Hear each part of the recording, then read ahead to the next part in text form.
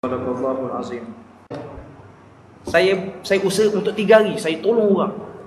Ustaz punya staff dia itu ada jumpa saya, dia nak bisnes, saya bagi dia modal. Sebab saya rasa tempoh itulah saya perlu bantu orang lain. Dan saya Allah ganti dengan 1.2 juta projek. Itulah dia cerita. Kita bukan nak cerita pasal jadi kaya sekarang ni. Poinnya mak ayah tadi tu. Kita lihat mutaakhir ini, anak-anak banyak kontrol mak ayah. Setuju? Mak ayah lebih banyak mengalah daripada anak dalam semua hal. Sebab itu Nabi sebut di antara tanda kiamat, apa dia? Mak melahirkan tu tuan. Tuan ni istilahnya, apa sifat tuan? Dia mengarah, betul? Dia tak boleh dikongkong, dikontrol. Ini sifat anak yang bakal dilahirkan oleh ibu pada akhir zaman nanti. Sebab itu hendaklah kita muhasabah diri. Jangan sampai kita melihat mak ayah itu sebagai orang yang bertanggungjawab untuk membesarkan kita. Malah pangkat darjat mak ayah ni lebih mulia daripada apa yang kita sangkakan. Sebab tu kenapa belajar susah, murah rezeki kurang, rezeki susah dapat. Sebab apa? Sebab mesti kita ada lag dengan mak ayah kita.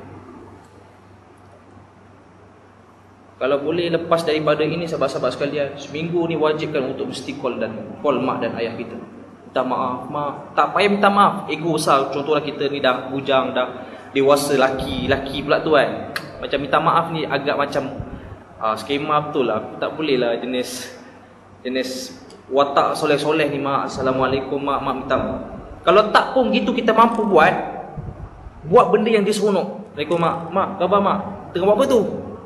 Benda-benda yang sampingan, santai. Sahabat-sahabat, insya-Allah tengoklah apa yang kita minta, apa yang kita keluhkan tu akan selesai dengan spontan, dengan drastik. Kita poinkan tadi tu tentang cinta Nabi Muhammad SAW. Kadang-kadang kita kata kita cinta, kita rindu pada Nabi Muhammad SAW, betul? Cinta dengan berapa peratus kita cinta tu benda yang berbeza.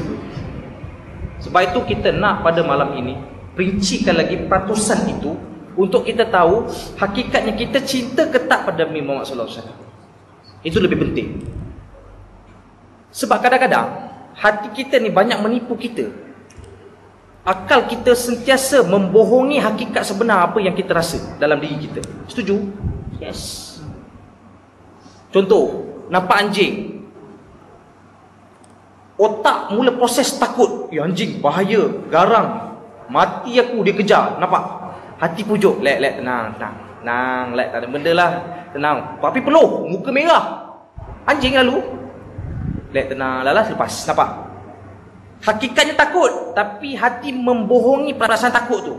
Akhirnya dapat lepas. Itu dalam benda yang baik. Kita bimbang dalam perkara yang tidak baik. Contohnya apa? Kita kata kita sayang pada Nabi Muhammad, rindu pada Nabi Muhammad SAW. Itu kita kata, tetapi sebenarnya hati kita sedang membohongi apa yang kita kata. Sebab tu penting untuk kita menilai sesuatu hakikat itu dengan hati, mata hati kita. Hati ni pecah pada 2. Satu hati, satu lubuk hati tu, hati kecil tu. Sebab itu ulama kita ajar dalam kita buat istikharah, membuat pilihan, membuat satu ketentuan, hendaklah kita tanya hati kita. Betul? Tapi dalam pujangga, dalam syair Arab, dalam beberapa riwayat mengajar kita jangan ikut hati, itulah nanti binasa. Apa maksud tu? Islam kata sebahagian keadaan kena ikut hati, banyak keadaan jangan ikut hati. Sebab kalau ikut hati, mati. Dia ada maksud tu. Jangan ikut hati tu bila mana kita tahu kita sedang hati kotor. Jangan ikut. Kita seorang yang pengamal maksiat, banyak menentukan istikharah kita tu dengan hati, memang binasa lah. Itu maksudnya pastikan kita membuat keputusan menggunakan hati dengan keadaan hati yang bersih. Baru kita kena akui, percaya dengan tindakan hati itu sendiri. Yang kedua, hati ni 2. Satu hati luar, yang kedua hati dalam. Lubuk hati itu, mata hati itu. Dan hendaklah kita mengikut mata hati, bukan hati secara luaran itu sendiri. Apa maksudnya? Apa contohnya? Contohnya dalam bab jodoh. Hati kita suka pada A, okey?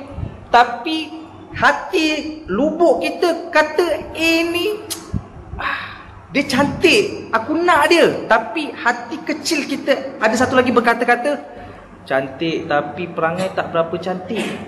Nampak? Ikut hati dah. Tapi kita pernah rasa secara lubuk hati tu ada benda yang menafikan, yang menjadikan kita rasa tak yakin. Itu yang dikatakan mata hati. So kita kena banyak berpandukan pada mata hati. Dah tahu tak soleh, dah tahu tak baik, dah tahu kita pilih kerana nafsu, hendaklah kita sepatutnya membuat keputusan mengikut lubuk hati. Hati yang kecil tu. Contoh yang lain, kita Allah SWT, hati nak pergi masjid. Okey? Hati tak nak pergi masjid. Baru balik kuliah. Alah, malas pergi masjid. Tapi hati kecil tu kata pergi masjid. Kan kata pagi tadi nak berubah. Nampak? Ada satu lagi perasaan datang yang memberikan benda yang baik. Tapi kadang-kadang kita lebih ikut hati luar. Dengan apa? Alasannya? Malas, letih. Aduh, esoklah. Kita kadang-kadang banyak berpandukan pada mata hati, hati yang luar tu, bukan pada mata hati. Tu banyak perbahasan tu dalam ilmu tasawuf. Ilmu tasawuf ni dia mengajar tentang sampai hakikat kita nampak Allah. Itu yang kadang-kadang terjerumus terlalu mendalam tasawuf jadi sesat. Sebab apa? Dia belajar halus dan semakin halus. Dan sifat orang yang memperhalusi ibadah Islamnya, dia akan nampak Allah Subhanahu Wa Taala. Dia akan mampu lihat Nabi tiap-tiap malam dalam mimpinya, mengingatkan Nabi Muhammad sallallahu alaihi wasallam. Ini peringkat orang yang terlalu halus dalam agama dia. Macam Dr. Harundin, orang yang sangat kerap bermimpi dengan Nabi Muhammad sallallahu alaihi wasallam. Tapi ada orang membuat satu wacana yang menafikan sifat-sifat orang begini, yang banyak mimpi Nabi ni sebenarnya dia taksub. Adalah anak dengar satu forum, dia menafikan sebab apa? Dia kata kalau orang yang mimpi Nabi, dan sepatutnya adabnya dia tak boleh menceritakan apa dia mimpikan tentang Nabi Muhammad SAW. Dia tak boleh cerita sebab dia akan beri fitnah pada umat, pada masyarakat. Betul ke? Orang awam pula kata, betul juga sahabat-sahabat, Nabi bukan setan. Yang tak boleh kita cerita, boleh dengar yang tak boleh kita cerita ni makhluk halus. Adab dalam kita belajar perubatan Islam, kita merawat pesakit kena histeria contoh. Dah tentu orang yang merawat pesakit histeria ni, dia akan nampak makhluk halus ni.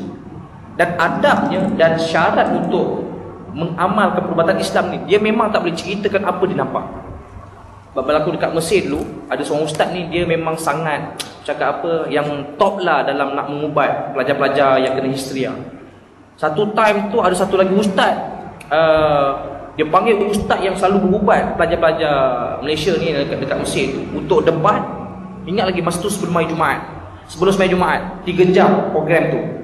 Lepas tu habis program tu terus main Jumaat. Begitulah debat yang akhirnya dapat satu rumusan, satu kesimpulan. Ya betul, dia antara disiplin belajar ilmu perubatan Islam, dia tak boleh mencerita tentang zat makhluk halus tu sendiri, sebab takut-takut akan menjadi tahyul, khurafat, menjadi orang cakap fitnah kepada masyarakat. Tapi tidak pada Nabi Muhammad SAW. Sahabat Nabi banyak kali je, salafus soleh, wali-wali Allah, berapa kali je mimpi Nabi tu habib-habib ahli bait. Mereka tiap-tiap malam sentiasa je, kadang-kadang tu jalan tu terus nampak Nabi tegur dia dalam perjalanan. Tiba-tiba kita kata itu adalah tahyul, itu adalah taghut, itu adalah benda-benda yang bercanggah pada agama. Banyak pertentangan dalam hal ini, sahabat-sahabat sekalian. Dia bahasa apa tadi? Apa yang tadi? Saya boleh bahasa itu Apa yang? Cinta. Ada cantik. Oh, sedap dengar Baik. Tu sedikit intro tentang beberapa perkara baik. Kita nak sentuh tentang siapakah dia Muhammad sallallahu alaihi wasallam.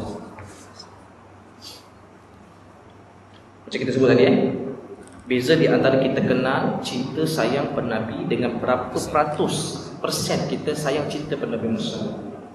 Kadang-kadang sahabat-sahabat, contoh, contoh ikan melalut lagi. Dan kalau kita dapat rincikan